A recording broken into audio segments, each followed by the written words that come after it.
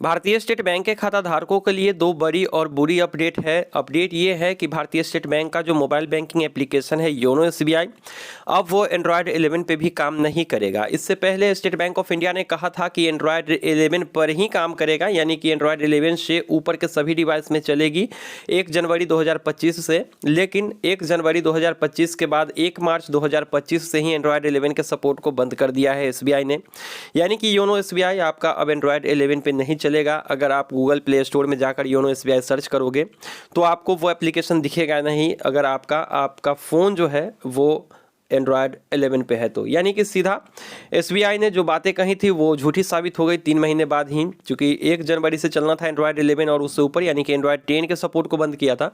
लेकिन 3 महीने बाद एंड्रॉयड 11 के सपोर्ट को बंद कर दिया गया। अब हो सकता है अगले 3 महीने बाद एंड्रॉयड 12 के भी सपोर्ट को बंद कर दिया जाए। अब ऐसे में यूजर के पास एक ही विकल्प बचता है कि वो नया फ़ोन खरीदे या तो फिर वो योनो एसबीआई इस्तेमाल करना बंद कर दे। अगर आप योनो एसबीआई इस्तेमाल करना बंद कर दोगे तो फिर आपके पास स्टेट बैंक ऑफ इंडिया का दूसरा मोबाइल बैंकिंग आ जाता है एप्लीकेशन, जो कि है योनो लाइट एसबीआई। अब योनो एसबीआई और योनो लाइट एसबीआई में अंतर तो बहुत है, दोनों में अलग अलग फीचर मिल जाते हैं और जो मेन फीचर है वो योनो एसबीआई में मिलती है, लेकिन जो हाईलाइटेड फीचर होंगे वो रेयर केस में आपको योनो लाइट एसबीआई यूज़ करना होगा। लेकिन योनो लाइट एसबीआई को यूज़ करना और इंटरनेट बैंकिंग से लॉगिन करना बात एक ही है, वो सारे फीचर इंटरनेट बैंकिंग में मिल जाती हैं। लेकिन योनो लाइट एसबीआई भी आपका एंड्रॉयड 12 से नीचे काम नहीं करेगा, यानी कि उसकी सूचना तो पहले ही दे दी गई थी स्टेट बैंक ऑफ इंडिया के द्वारा कि जैसे ही योनो लाइट एसबीआई आप ओपन करते तो वहाँ पर बताया गया था कि अब 28 फरवरी के बाद से, यानी 1 मार्च से एंड्रॉयड 12 चाहिए योनो लाइट एसबीआई चलाने के लिए। लेकिन 1 मार्च से योनो लाइट एसबीआई की बात की गई थी एंड्रॉयड 12 पर, योनो एसबीआई के सपोर्ट को भी इन्होंने बंद कर दिया एंड्रॉयड 12 पे। आप प्ले स्टोर से सर्च करेंगे तो वहाँ पर अगर आप क्रोम ब्राउज़र के ज़रिए जाते हो या किसी ब्राउज़र के ज़रिए रीडायरेक्ट होते हो प्ले स्टोर में, तो वहाँ पर बता देगा आपको कि एंड्रॉयड जो भी वर्ज़न है उसके लिए आपका ये जो है कंपेटिबल नहीं है एप्लीकेशन। तो यहाँ पर दो बुरी खबर है एसबीआई खाता धारकों के लिए कि ना ही योनो एसबीआई का इस्तेमाल कर पाएंगे, ना ही योनो लाइट एसबीआई का इस्तेमाल कर पाएंगे अगर आपका डिवाइस एंड्रॉयड 12 से नीचे है तो।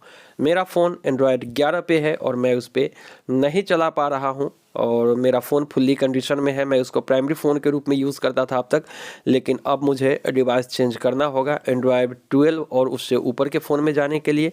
अब देखना है कि कब तक एंड्रॉयड 12 का भी सपोर्ट बंद कर देती है एसबीआई, चूँकि हर साल वो एंड्रॉयड के एक न एक वर्जन को बंद करते जा रही है। पिछली बार एंड्रॉयड 10 को बंद किया गया था, अभी एंड्रॉयड 11 को बंद कर दिया गया है यहाँ पर शुरुआती में ही 2025 के लास्ट तक। पता नहीं एंड्रॉयड 12 को भी ये लोग बंद कर देंगे और ऐसे में यूज़र को दूसरा फ़ोन भी खरीदना पड़ सकता है अगर उनको एंड्रॉयड 12 की अपडेट नहीं मिलती है तो। बाकी के जो यूपीआई ऐप है फ़ोन पे, गूगल पे, पेटीएम, वो 100% काम कर रहे हैं एंड्रॉयड 11 पे, 10 पे भी काम कर रहे हैं। और बाकी जो दूसरे बैंक है उसके मोबाइल बैंकिंग एप्लीकेशन अभी भी चल रहे हैं एंड्रॉयड 11 पे, एंड्रॉयड 10 पे भी चल रहा है बहुत से बैंक का। लेकिन एसबीआई ने न जाने क्यों एंड्रॉयड 11 के सपोर्ट को बंद किया और एंड्रॉयड 12 पे इन्होंने शिफ्ट कर दिया है अपने सारे एप्लीकेशंस को। तो अब आप एंड्रॉयड 11 पे इस एप्लीकेशन को यूज़ नहीं कर पाइएगा।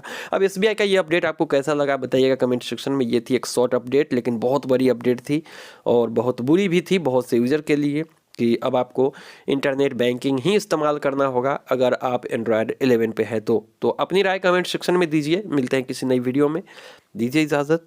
Thank you.